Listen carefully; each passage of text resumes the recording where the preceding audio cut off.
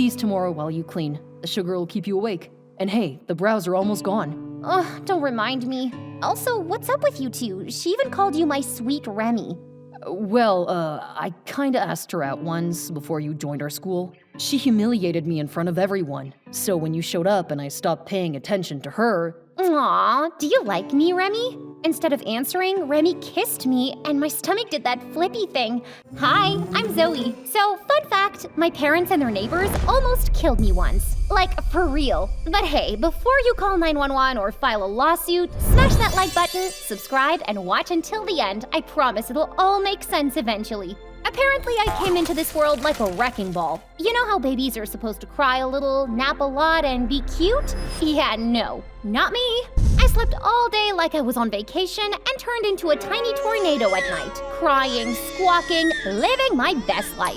Mom was a full-time stay-at-home warrior while Dad was a carpenter who spent his day making beautiful furniture pieces and came home exhausted, expecting peace and quiet, but nope. It was just me wailing like a siren night after night. I keep telling you, don't let her sleep during the day if you want her to sleep at night. Oh, really, genius? You think I haven't tried? She falls asleep mid-bath, mid-meal, mid-wail. This kid cries with her eyes closed. Then do something else. I need sleep. I can't keep living like this. She's 3 months old, okay? Her sleep will get better, just give her time. Biggest lie of the century. By the time I hit the terrible twos, Dad was one sleepless night away from packing his bags and starting over on a beach somewhere. Why? Because I wasn't just crying anymore. Oh no, I was playing.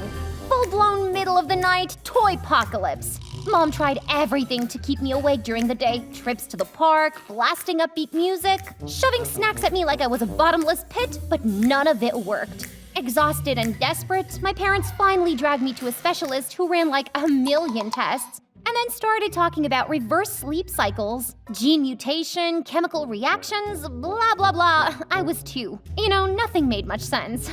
This basically meant that my internal clock was permanently short-circuited due to an error or something. Simply put, I was like a vampire. I slept all day and was fully awake at night. That night, when we got home, Dad snapped. It's all their fault. No, Tom, calm down. Don't do anything stupid. But oh, he wasn't listening. He grabbed a bat, stormed out of the house, and made a beeline for the neighbor's gate. Come out here and face me, Jerry. Tom, stop it! You're gonna get us arrested! A scrawny dude with glasses opened the gate, also holding a bat. What is it now? Dad swung his bat angrily, but Mr. Jerry blocked it with his bat, smacking Dad's clean out of his hands. It sailed through the air and smashed into Dad's windshield, cracking it like a bad joke. Dad let out a scream so dramatic it could have won him an Oscar. Ah, my car! You're gonna pay for this, you monster! And then, chaos.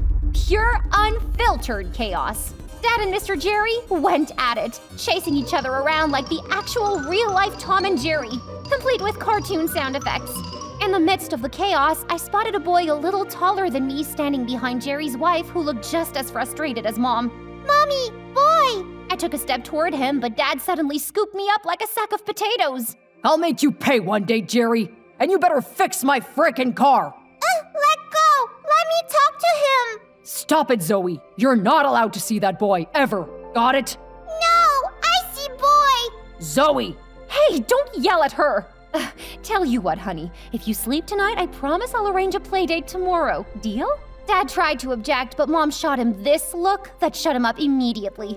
Mom said I could have a play date if I slept? Done! Sold! All I had to do was sleep the night away like a normal person, right? Wrong! I didn't even make it 10 seconds before I shot up, grabbed my toys, and started tearing around the house like a caffeinated raccoon. The disappointment on Mom's face was priceless. Obviously, the next day I was a total zombie and way too cranky for the play date. But as I got older, I realized there was never going to be a play date with the boy next door, because Remy Kent was off limits. The Kents were our sworn enemies, apparently. And because of my sleeping habits, I never went out during the day or saw anyone outside our house for the next few years. Mom homeschooled me for a while until she couldn't take it anymore. And when I turned 11, she shoved me into class with a quick, "Don't fall asleep in class or you'll get detention." Then she was gone. She didn't even take a picture or pretend to cry a little. Ugh. I had never seen so many kids crammed into one place, like a human zoo. It was all pretty exciting, but boy did I regret not trying to sleep the night before. By the time I stumbled into class, everything was blurry. My eyelids felt like bricks, and I was trying so hard not to faceplant during my intro. Hi, everyone. I'm sleepy. Zoe. Nice to sleep. Meet you all. The entire class burst into laughter and whispers started immediately. What's wrong with her? Didn't get enough sleep at home, Dozatron. That's enough, Linda. Everyone settle down. I didn't care. I just wanted to collapse on my desk next to this really lonely-looking boy who kept smiling at me and slip into a coma. But of course, life had other plans. The moment my eyes closed, the teacher smacked my desk with a ruler so loud I nearly peed myself. You can't sleep in class. Go splash some water on your face. Trying to stay out of trouble, I stumbled to the bathroom, groggy and defeated. But then this girl, Linda, and her little minion burst in with a hose, and before I could even react, I was drenched from head to toe. I was fully awake now, but I was raging mad. Hey, cut it out! What's your problem? You missed some eye boogers, weirdo. Can't stay awake for 5 minutes? Before I could respond, they blasted me again, laughing. Angrily, I snatched the hose and unleashed a tsunami on both of them. Of course, my epic moment ended in detention. I slept through it though, so joke's on them. Later, Mom picked me up, grinning like she just won the lottery. I'm so proud of you. What? You're not mad? How can I be? You stayed awake long enough to cause trouble on your first day. Maybe now you'll sleep tonight. Maybe. I couldn't stay awake any longer, so I dozed off and Mom woke me up when we got home. After dinner, I thought maybe, just maybe, I'd finally fall asleep. Nope. I just tossed and turned until I heard a tap at my window. I crept over and peeked out, and there he was. The boy from school earlier, smiling and waving. How did he know where I live? I cracked the window open, and he held up some books. I brought notes. He kept glancing toward our neighbor's gate, looking all kinds of nervous. And then it hit me. Wait a minute. Remy? I can't believe I last saw you when we were like 2? I thought you guys moved. I've seen you a couple of times at night, dancing by your window. Oh my god, I can't believe you've seen that. I'm like the worst dancer ever. Remy turned out to be so fun, and after that night, he snuck into my room every night, slipped me notes, I tutored him and helped him with homework, we ate snacks, watched movies, and just vibed until it was his bedtime. Then this one time, Dad almost caught us. Remy dove into my closet just as he walked in. Thought I heard voices. You alone? Who else would I be with, Dad? I have no friends. Just watching some confession diary vids. Wanna see? Dad just shook his head and left. That was close, but fun. We have to be more careful. For the first time in ages, my nights were exciting. At school, he was literally my guardian angel. He took notes for me while I slept and blocked the sun from my face with his hand like a personal shield. My heart fluttered every time. He'd even pinch me awake during tests and exams. By now, teachers didn't wake me up anymore because I was always ahead on my work and top of the class.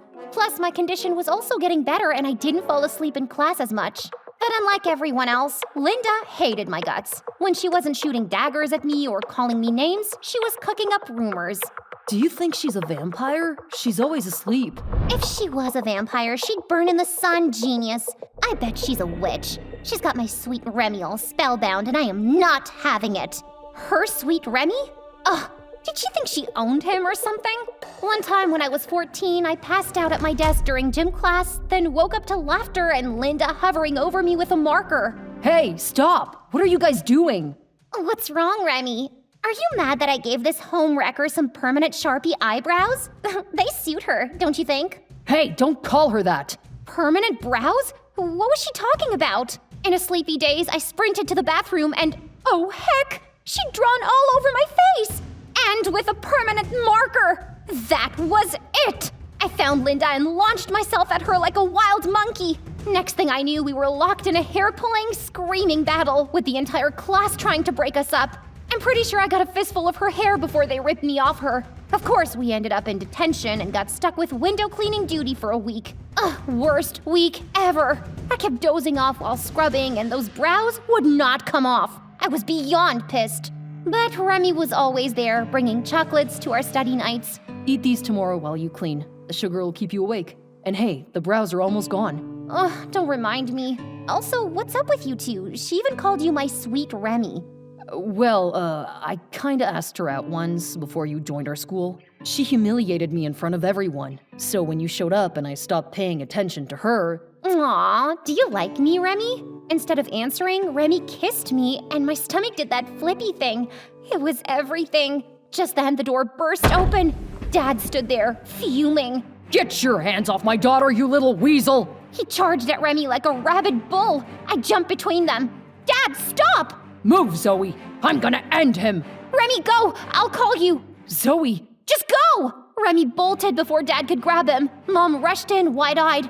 "What's going on here, Tom? Did you know that your daughter has been sneaking that traitor's son into her room?" Well, "You knew?" so what if I knew, huh? They're just kids, Tom. What happened has nothing to do with them. At that moment, Dad's rage hit maximum overdrive as he stormed out, slamming the door so hard it shook the whole house. Things were spiraling and fast. And wait, Mom knew all along? Why didn't she say anything? We didn't even get to talk about it before Dad barged into my room the next day, furious. "I can't find my Rolex. There's only been one stranger in this house." Wait, you think Remy stole it? That's ridiculous, Dad. He's not a thief. "So, are you saying that I stole it? I mean, if it wasn't you, then it must have been me or your mom, right?" No, Dad, that's not. "Are you defending that crook? Do you know what his family has done?" No, because you never tell me anything. You just say, hate the neighbors. But why, Dad? Why? "Don't change the subject. That boy stole my watch and I'll prove it." Next thing I knew, Dad dragged us to Mr. Jerry's. He shoved the gate open and stormed into their house, yelling. "Your son stole my watch. Where is it? What are you talking about? Don't come into my house accusing my son. Well, an apple doesn't fall far from the tree." Dad snapped before going straight for Remy's school bag and dumping everything on the floor. And there it was, Dad's Rolex. Huh, what a coincidence. Like he knew exactly where to look. "What? I didn't. Dad, Zoe, you have to believe me." Dad, "No. Now you know what kind of a family this is. If I ever catch you in my house again, I'll show you exactly what I'm capable of." something felt off, and I was devastated. It ruined everything. Just how much did he hate this family, and why? When I tried to ask, he blew up and said the strangest thing. "You have no idea how evil they are. So just do as I say." What do you mean? I looked at Mom, but she just looked down and refused to say anything. I planned to talk to Remy and ask if he knew anything, but he never showed up to school. His phone was off and messages didn't go through. It was like he disappeared off the planet. At home, my parents were tense and they both refused to talk about it. Worse still, my attempts to talk to Remy's parents were met with door slams in my face. So I gave up after not finding any clues. Years passed without a word from Remy. But the fact that we were still neighbors gave me hope that we'd meet one day. So I threw myself into books, graduated top of my class at 17, and headed to med school overseas. I was going to work hard, get a good job, and find him. Uni was nothing like high school. No Linda, no nagging parents, and best of all, night classes. Finally my kind of schedule. But then, disaster struck. I walked into my first class all pumped and spotted this cute couple in the front row holding hands, giggling. Oh, adorable, right? Until the guy turned around. "Zoe?" I think I'm in the wrong class. I bolted out of there like my life depended on it. Remy? After all these years of dreaming about him, he was here with a girl. My heart shattered. I was mid-ugly cry when someone grabbed my arm and spun me around. Remy, let me go! "Hey, let's talk." He dragged me to a cafe and we ended up talking for hours. Why'd you ghost me? Never contacted me? "'Cause my dad said we had no future and I should move on. I didn't want to leave, but I thought you believed your dad and hated me." Hated you? Remy, I knew my dad planted that watch. I never doubted you. I wanted to tell you, but you were gone and now you have a girlfriend. "Stacy? No, we just met at orientation and got friendly. Zoe, you're the only girl for me. I plan to work hard, get a fancy job, then come find you and elope with you." Wait, seriously? I had the exact same plan, except the eloping part. "It's perfect. You're perfect. Oh, I missed you so much, Zoe." The next few months were a dream. We aced night classes together, then went on dazzling dates, fancy rooftop dinners, midnight boat rides, surprise museum trips. And then, one unforgettable night during a candlelit picnic under the stars, complete with fairy lights strung in the trees and soft music playing in the background, Remy pulled out a ring and got on one knee. Zoe, will you make me the luckiest guy alive and marry me? My heart stopped, and I swear even the stars were holding their breath. Yes, yes, yes! And then he kissed me, and for a moment it felt like the whole world stopped and it was just the two of us. In our own little bubble of love. Our relationship was perfect, and since our parents would never approve, we had a small campus wedding and moved in together. We planned to tell them after graduation, but the universe had other ideas. One night as we got ready for class, there was a knock at the door and I almost passed out when I opened it. Mom? Dad? What are you doing here? I missed you. Before he could finish, Remy stepped into view. Dad's face darkened, rage flickering in his eyes. I thought he was gonna explode, but he just turned and walked away. I'm so sorry, guys. I'll talk to him. We weren't about to just let them leave, so Remy and I ran out and caught up with them. Dad, stop! Whatever beef you have with Remy's dad has nothing to do with us. Oh yeah? You think your condition is normal? His dad caused it. He almost killed you and your mom. What? Amid his anger, Dad explained that when Mom was pregnant, Remy's dad, a pharmaceutical scientist and Dad's then best friend, recommended some meds to treat a life-threatening complication she had in her 3rd trimester. She took them and instantly fell into a coma until I was born. He knew the meds were untested, but for the sake of his experiment, he used my wife and child. He and his family should be in prison. What? Before Dad could rage again, Mom spoke. I knew, Tom. He warned me that they were untested, but I was so desperate. The doctors had given up and I couldn't lose my baby. This is on me, so stop blaming his family. Blame me. Silence. Dad's fury melted into something worse. Grief. He just walked away. Days later, we flew back home. Remy's dad confirmed everything, apologizing 1,000,000 times, but Dad still wouldn't talk to us. Mom tried to fix things, but nothing worked. Then a few days later, I found out I was pregnant. Maybe Dad would listen to me this time. I'm having a baby, Dad. Your grandkid. And yeah, Mom hid the truth, but now that I'm pregnant, I get it. I'd do anything for my child too. But you suffered because of that mistake. No, Dad. My condition made me special. And look at us now. I'm a doctor. Remy's a pharmacist. We turned out great. It took months, but he finally agreed to couples therapy. On one condition. You two owe me a real wedding. Deal. By the time our baby arrived, Dad and Remy's dad were even talking. So, happy ending, I guess.